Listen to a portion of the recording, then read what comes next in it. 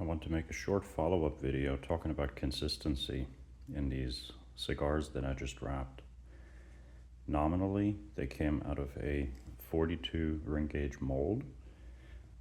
A 42 ring gauge mold actually produces 40 ring gauge bunches in order to account for the width of the wrapper or the thickness of the wrapper that needs to be applied. Now, in my case, I left these in the mold for quite some time, for a few days, until I got to actually roll them. And I used a wrapper that was not very thick. So as I now measure these cigars, you can see that they are actually more closely sized to maybe 40.5, 41 or so ring gauge. Let's take another one.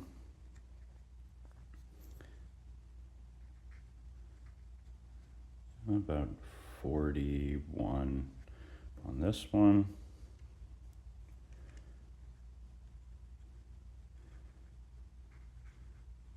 This one's about a 41 as well.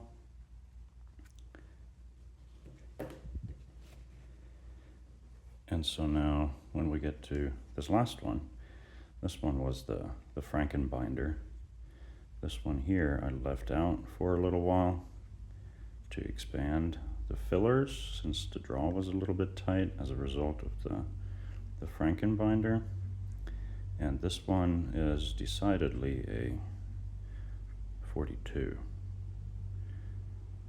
So they look very similar, but there are some differences between them. Not that anybody would ever notice if they weren't to actually measure with calipers. What I do like to do is check myself and see how consistent I was able to be with the fillers, and given that they are all approximately the same ring gauge and are all 5.5 inches long, I would expect all of them to have very similar weights. If I put them on a scale, I get 9.5, 9.42, 9.68, 9.66, 9.46, 9.55, 9.28, 9.13, 9.19,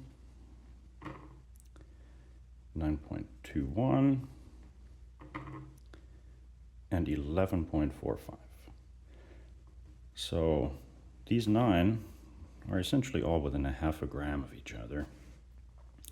This one that also measures in a little bit more thick, or with a little bit of a thicker ring gauge, comes in a whole 2 grams heavier.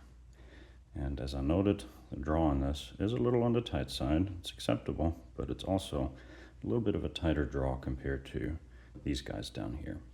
So this one I'll probably mark up and make sure to smoke it first.